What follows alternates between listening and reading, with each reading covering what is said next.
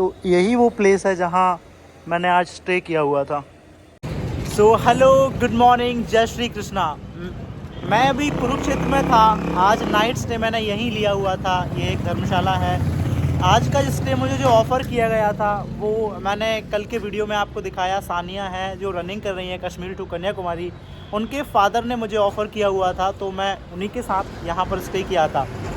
अभी यहाँ से निकलते हैं और एक बहुत इंटरेस्टिंग सी प्लेस है जहाँ पर आपने सुना होगा चक्रव्यूह की रचना हुई थी और अभिमन्यु ने चक्रव्यूह को भेदा था। तो उस प्लेस पे हम जाने वाले हैं। उस जगह का नाम है अभिमन्युपुर। यहाँ से मैं वहीं निकल रहा हूँ, उसके बाद फिर जर्नी को हम कंटिन्यू करते हैं। और आज इस यात्रा का है मेरा 9वां दिन।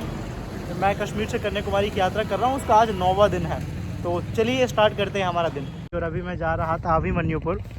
पास में ये एक गांव है और यहाँ मुझे एक भैया दिखे हैं जो कि बरसिम काट रहे हैं अपनी गाय भैंस के लिए। दोस्तों, जो अभी आप मेरे सामने देख पा रहे हैं ये एक बहुत ही पौराणिक जगह है और एक वीर के बारे में आपको बताने वाला हूँ। वीर नहीं, उसे महावीर कहेंगे। अभिमन्यु के बारे में आप देख पा रहे हैं। ये मेरे सामने चक्रव्यूह है जिसकी रचना गुरु द्रोणाचार्य ने महाभारत के टाइम पर की थी। तो बेसिकली चक्रव्यूह की एक ऐसी रचना थी कि इसे जो कोई भेद नहीं पाता था इसे अर्जुन के अलावा। तो अर्जुन को ही सिर्फ पता था कि चक्रव्यूह को कैसे भेदा जाता है और उससे बाहर कैसे निकला जाता है। ये सारी चीजें अर्जुन को बस पता थी। तो एक बार सुभद्रा जी को श्री अर्जुन कथा सुना रहे थे कि चक्रव्यूह को कैसे भेदा जाता है। तो उस समय जब अभिमन्यु ने उनकी माँ के पेट में, सुभद्रा जी के पेट में ही ये सारी चीज़ें सीख ली थी कि चक्रव्यूह को भेदते कैसे हैं। तो इतने तेजस्वी बालक थे ये, इतने महान तेजस्वी जो है बालक थे ये। तो उसके बाद इन्हें पता था कि चक्रव्यूह भेदा कैसे जाता है।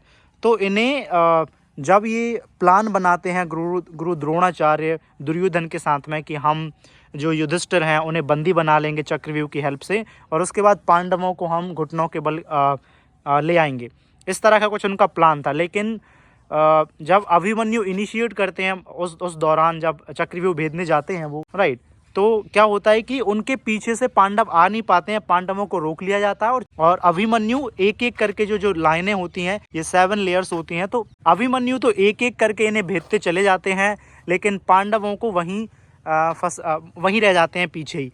उनमें एक कौरवों में एक, मुझे नाम अभी याद नहीं आ रहा है उनका, तो एक कोई योद्धा थे कौरवों की साइड से ही। वो क्या करते थे कि उन्हें एक वरदान प्राप्त था शिव जी से एक दिन का, कि एक दिन उन्हें एक किसी भी दिन उन्हें कोई भी हरा नहीं पाएगा, कोई भी नहीं मार पाएगा उन्हें। तो उस दिन का उन्होंने फ़ायदा उठाया और उस योद्धा को चारों पांडवों के सामने खड़ा कर दिया। उस ड्यूरेशन में अर्जुन को युद्ध से दूर रखा गया। अर्जुन को क्यों दूर रखा गया? क्योंकि अर्जुन अगर वहाँ होते तो फिर यहाँ पर इस तरह का प्लान ये एग्जीक्यूट कर नहीं पाते। तो अर्जुन वहाँ उस टाइम पर थे नहीं।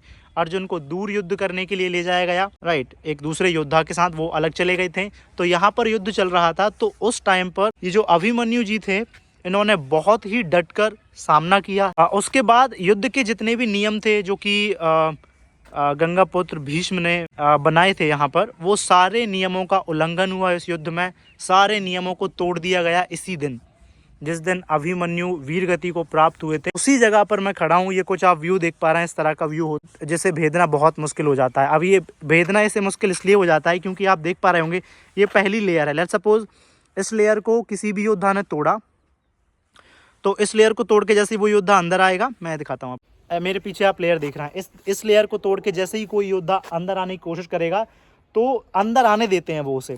लेट्स सपोज अगर उसने भेद दी वो लाइन तो अंदर आने देंगे। पीछे वाली जो लाइन रहे, पीछे वाली जो लेयर है, वो जो सैनिक रहते हैं वो उस पर पीछे से फिर हमला नहीं करेंगे, फिर उसे आगे जाने देंगे। जब वो इस लेयर को क्रॉस कर लेगा तो फिर ये भी, अगर वो क्रॉस करने में समर्थ रहा तो इसे भी क्रॉस करने दिया जाएगा और ये बंद हो जाएगी। वो बंद हो गई, ये बंद हो गई, फिर वो यहाँ आ जाएगा थर्ड लेयर पर। ऐसे ही 4th 5th 6th 7th, वहाँ पर 7 लेयर हैं। जैसे ही योद्धा बीच में पहुँच जाता है तो उसे 7 लेयरों से घेर लिया जाता है और जो सबसे अंदर वाली लेयर होती है ना, उसमें जो सबसे महान योद्धा होते हैं, जो मेन कैरेक्टर्स होते हैं, वो रहते हैं उसमें। तो ये कुछ जगह है जहाँ पर मैं घूमना चाहता था। मैंने सुना था कि कुरुक्षेत्र में एक अभिमन्युपुर करके एक प्लेस है, वहाँ पर मतलब, तो मुझे इंटरेस्ट आया कि अभिमन्युपुर तो अभिमन्यु के बारे में होगी। तो मैं इस योद्धा से काफ़ी प्रभावित हुआ था। जिस टाइम पर मैंने ये देखा था, महाभारत देखा था मैंने, उस टाइम पर मैं सच में बहुत ज़्यादा प्रभावित हुआ था इस योद्धा से। इतने महान योद्धा थे, मतलब कर्ण ने इन्हें सब सर्वश्रेष्ठ योद्धा की उपाधि ऑलरेडी दे रखी है। उन्होंने दे दी थी कि मेरी नज़र में आप ही सर्वश्रेष्ठ योद्धा हैं। सो ये कुछ कहानी थी अभिमन्युपुर की, जहाँ पर मैं अभी हूँ। पूरी कहानी ये किस तरह से सुन नहीं पाए थे, तो उसका रीज़न था कि जब अर्जुन सुभद्रा जी को वो कहानी सुना रहे होते हैं, तब एंटर जब वो कि इसमें एंट्री कैसे लेना है, बेसिकली इस चक्रव्यूह में कैसे अंदर जाना है, प्रवेश कैसे करना है, उसकी कहानी तो वो सुन लेते हैं पूरी तरह से। लेकिन जब जैसे बाहर निकलने की बारी आती है कि बाहर कैसे निकला जाता है, वो अर्जुन बताते, उससे पहले ही सुभद्रा जी की नींद लग जाती है वहाँ पर। तो इसी वजह से ये वो कहानी पूरी सुन नहीं पाए थे कि इस चक्रव्यूह से बाहर कैसे निकलना होता है। दैट्स वाई वो बाहर नहीं निकल पाए, अदरवाइज ईजिली ये उस चक्रव्यूह से बाहर निकल पाते। जिन जिन योद्धाओं ने उनके साथ युद्ध किया था, उनमें से थे द्रोणाचार्य, दुशासन, अश्वत्थामा, कर्ण, शकुनी, दुर्योधन एंड कृपाचार्य, ये महारथी थे।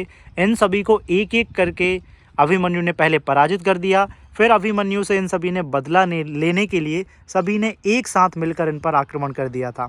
तो इस तरह से सारे नियमों को तोड़ दिया गया है इस युद्ध में। So hello, good afternoon. अभी समय हो रहा है 11:28 AM और यहाँ से करनाल का जो डिस्टेंस है 18 किलोमीटर और बचा हुआ है। एक छोटा सा ब्रेक लिया था मैंने 10-15 मिनट का।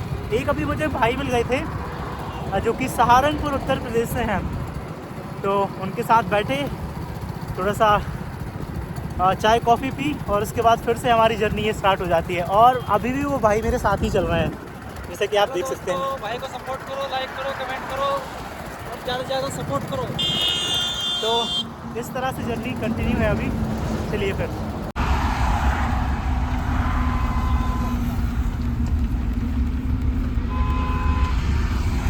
काफ़ी इंटरेस्ट से भैया और सानिया दौड़ते हैं।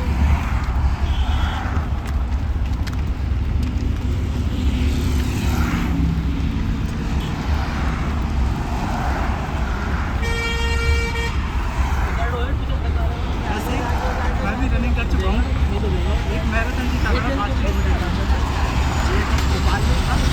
सो हेलो गाइस, अभी लंच हो चुका है। इनसे मिलिए, ये हमारे बहुत अच्छे दोस्त भी बन गए हैं अभी। तो ये हरियाणा के रहने वाले हैं सभी, और अभी लंच हो गया है, बस हम थोड़ी देर में यहाँ से निकलेंगे। जी बहुत टाइम हो गया है, अभी 3:30 हो गए हैं। 1 घंटे में मैं पानीपत पहुँच जाऊँगा। बहुत टाइम से मैंने आपको कुछ भी दिखाया नहीं। इसमें एक बार और मैं सानिया से मिला बीच में अभी, क्योंकि रनिंग कर रही है कश्मीर से कन्याकुमारी और मैं साइकिलिंग। तो उनसे मुलाकात हुई, लंच हुआ उनके साथ। इसके बाद फिर से जर्नी हमने स्टार्ट करी और बीच में कुछ 1-2 ब्रेक और हो गए। आज थोड़े से नी पेन हो रहा था तो रेस्ट लेके चला रहा हूँ। कम ही कवर हुआ है अभी तो, लेकिन इवनिंग तक कोशिश करेंगे कि पानीपत को क्रॉस किया जाए और देखते हैं कहाँ पहुँचते हैं। दिल्ली के नियर बाय पहुँच जाएंगे कहीं। अभी टाइम हो रहा है 4:40 और मैंने पानीपत क्रॉस कर लिया है। अभी कहाँ स्टॉप लेना है, कहाँ रेस्ट करूँगा, मैंने वो सोचा नहीं है, डिसाइड नहीं किया है। लेट्स सी, आगे जाके ही देखते हैं कि जहाँ तक अंधेरा हो जाएगा बस वहीं रुक जाएंगे। Let's see. So good evening all. अभी मैंने स्टे लिया हुआ है समलखा करके एक प्लेस है वहाँ पर। बेसिकली यहाँ पर एक स्कूल है, तो स्कूल्स की अभी छुट्टी है, तो मुझे यहाँ पर स्टे मिल गया है।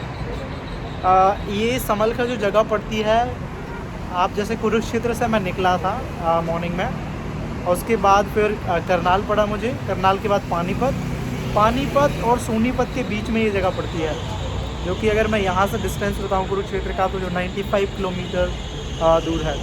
तो यहाँ पे स्टे लिया हुआ है। अगर आपको वीडियो अच्छा लगता है तो लाइक करें आप, राइट, कमेंट करें और सब्सक्राइब करें चैनल को। अगर आपको आने वाले और भी वीडियोस देखने हैं इस तरह के, इस कंप्लीट जर्नी को आप देखना चाहते हैं, तो इस तरह का सपोर्ट आप बनाए रखें। ओके, तो मिलते हैं कल एक नए वीडियो में एक नए जोश के साथ। ओके जी, बाय बाय, गुड नाइट।